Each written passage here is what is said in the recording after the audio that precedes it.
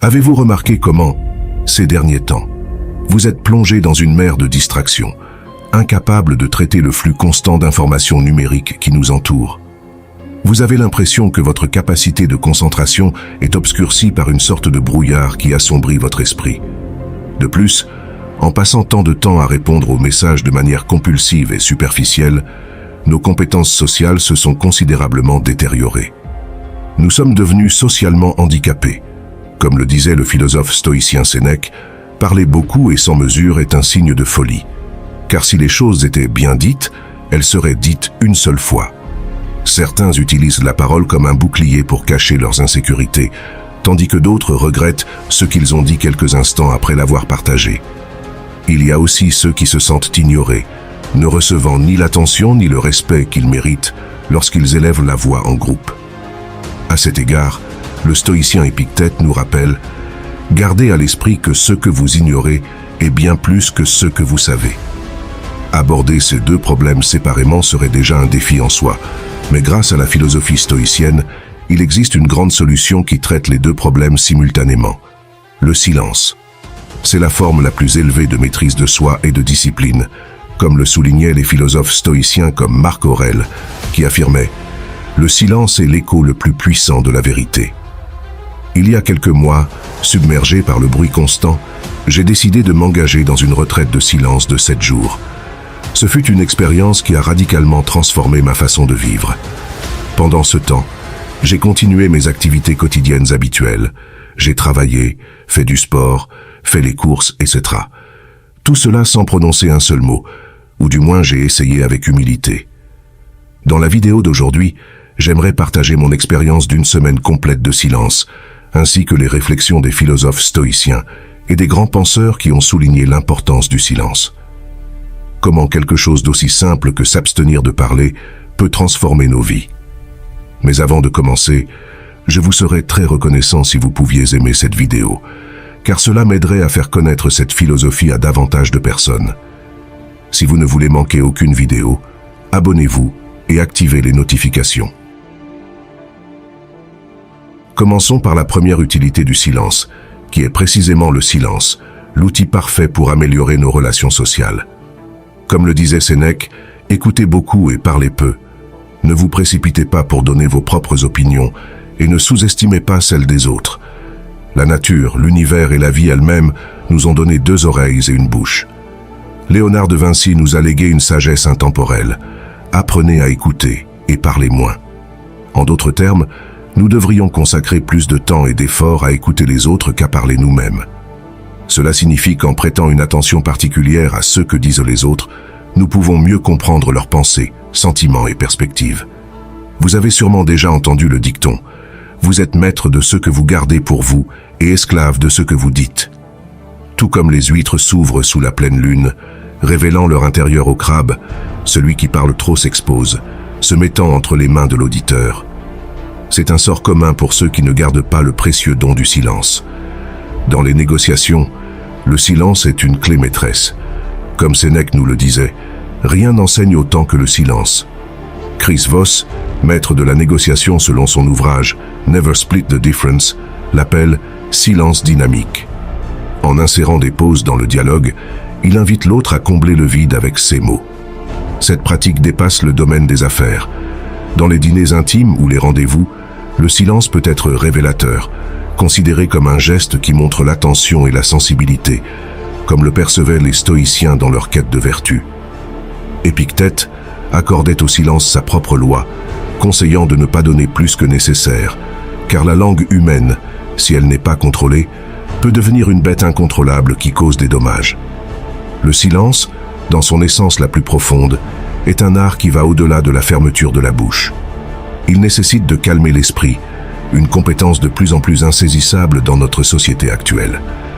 Trop souvent, nous sommes impatients de parler sans prendre le temps d'écouter ou de réfléchir à ce que nous allons dire. Marc Aurèle nous rappelait « Il vaut mieux se taire et être considéré comme un imbécile que de parler et dissiper les doutes définitivement. » Dans le silence, nous trouvons l'espace pour apprendre et vraiment comprendre les autres. En pratiquant le silence, nous devenons d'excellents interlocuteurs, capables de construire des relations solides basées sur la confiance mutuelle. Nous envoyons constamment des messages et nous sommes frustrés si nous ne recevons pas de réponse immédiate, comme si nous étions des singes sautant de branche en branche. Mais c'est naturel, même si nous le critiquons. Zénon de Citio nous disait que nous cherchons le bruit, parce qu'il nous donne le sentiment de compagnie humaine. Dans les temps anciens, nous avions besoin du réconfort et de l'agitation du groupe pour survivre. Cependant, aujourd'hui, nous sommes plus submergés que jamais par le bruit, atteignant notre concentration mentale. Une citation brillante de Sénèque nous illustrait que l'homme le plus malheureux est celui dont la plénitude de conscience réside d'une manière ou d'une autre en dehors de lui-même. C'est un symptôme de la société malade dans laquelle nous évoluons. Dès le premier moment de la journée, nous nous levons à la recherche d'impulsions, de stimuli externes, comme si nous essayions de combler et de satisfaire un vide en nous. Imaginez à quel point l'image que nous avons aujourd'hui est déshumanisante et décourageante. Vous savez de quoi je parle. La première chose que nous faisons en nous réveillant est de prendre notre téléphone portable, de regarder les réseaux sociaux malsains et de suivre les histoires des autres sans même nous regarder dans le miroir. Sans aucun doute, cela nous échappe. Ce n'est pas de notre faute. Nous sommes constamment bombardés de messages, de publicités, de notifications et de stimuli numériques. Nous sommes plongés dans une crise d'immédiateté. Nous avons remplacé la profondeur d'écrire une lettre à notre bien-aimé, la chaleur d'appeler notre meilleur ami au téléphone, et le courage de nous approcher de quelqu'un dans une bibliothèque, un métro ou un restaurant.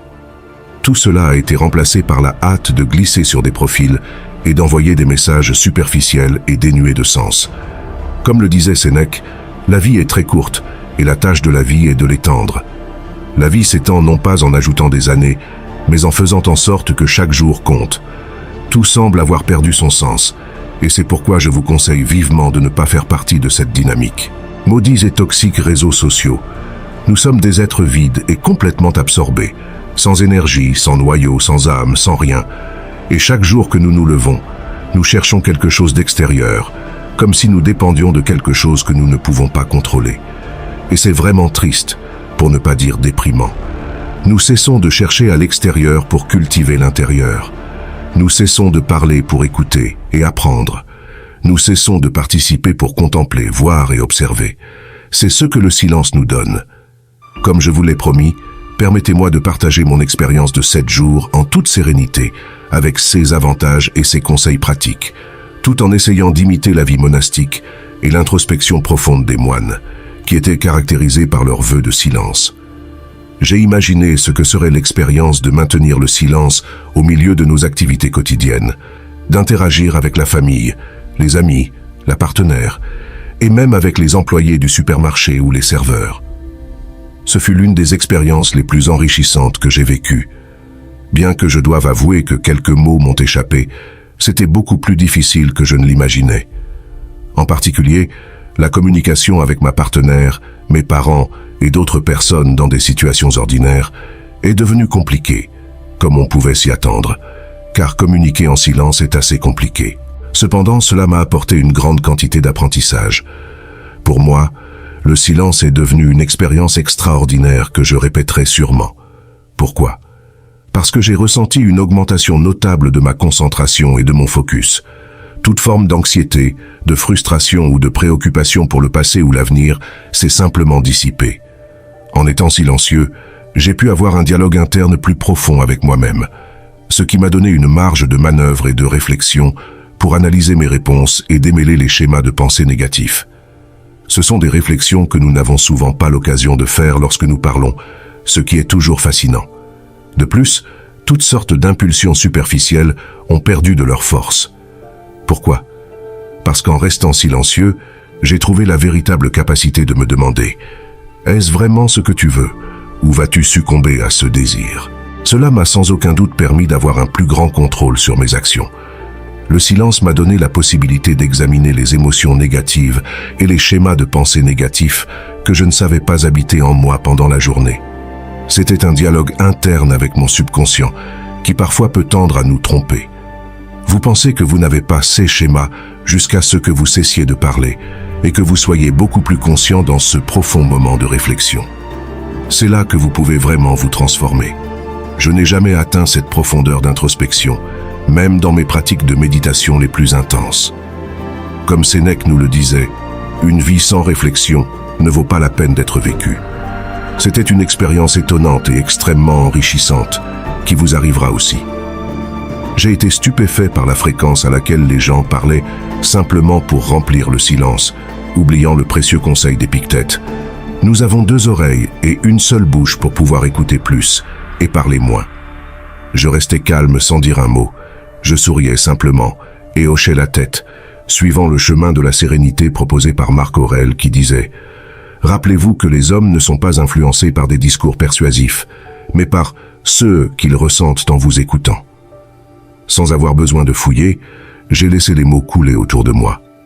Si vous renforcez l'écoute active et posez des questions et encore des questions, en donnant libre cours à votre curiosité d'apprendre, le puissant acte de se taire, d'accepter simplement et de sourire à n'importe quel dialogue, comme l'enseignait Socrate, la vraie sagesse est de reconnaître à propre ignorance.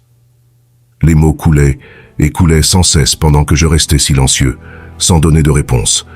C'était vraiment extraordinaire et incroyablement gratifiant à voir. Cela est dû au fait que vous renforcez votre intellect et votre richesse mentale tout en apprenant à vous écouter vous-même et à agir avec toutes vos capacités, grâce à la dichotomie du contrôle stoïcien. Nous vivons dans une société où, en raison de nos circonstances, qu'elles soient professionnelles, personnelles ou familiales, nous n'avons pas le temps de réfléchir et par conséquent d'organiser notre pensée. C'est finalement un précieux outil que nous offre le pouvoir du silence. Une chose curieuse mais vraie est que vous remarquerez que vous n'aurez presque pas besoin d'utiliser des notes ou des applications mobiles pour noter de petites choses que vous oubliez auparavant. De sorte que votre lucidité mentale, grâce au silence, sera considérablement augmentée. Je vous encourage tous à vivre cette expérience et à la pratiquer chaque jour. Comment ? Pourquoi ne pas consacrer des minutes, des heures, voire des blocs de temps complets au silence total, sans prononcer un seul mot, par exemple avant de se coucher ? Je vous inviterai également à chercher des passe-temps qui vous plongent dans le silence, que ce soit quelque chose d'aussi simple que de faire des puzzles ou de peindre des mandalas. Vous remarquerez comment, dans votre vie quotidienne, votre ton de voix était très élevé et grâce au silence, il sera beaucoup plus posé, calme et clair. Vous transmettez des messages plus directs et clairs à vos auditeurs, alors qu'auparavant vous pourriez parler pour parler, parfois sans sens. Mais cela ne s'arrête pas là. Vous remarquerez que les autres vous prêtent encore plus d'attention qu'avant, car vous capterez sans aucun doute leur intérêt. Si vous pouvez vous soumettre à un vœu de silence, vous ne perdrez rien. Ce sera simplement une autre occasion de vous découvrir. Comme le disait Marc Aurèle, ne vous efforcez pas de faire en sorte que les autres pensent comme vous. Concentrez-vous sur le fait de penser comme vous. Quelles habitudes mettez-vous en pratique pour y parvenir ? Y a-t-il quelque chose qui vous empêche de le mettre en pratique ? J'attends votre réponse dans les commentaires. Si vous avez aimé ce contenu précieux, n'oubliez pas de vous abonner, de mettre un pouce vers le haut, de laisser un commentaire sur les sujets qui pourraient vous intéresser et de le partager avec quelqu'un qui pourrait bénéficier de ces enseignements. Je vous laisse également 2 vidéos qui pourraient vous intéresser. À bientôt dans la prochaine vidéo.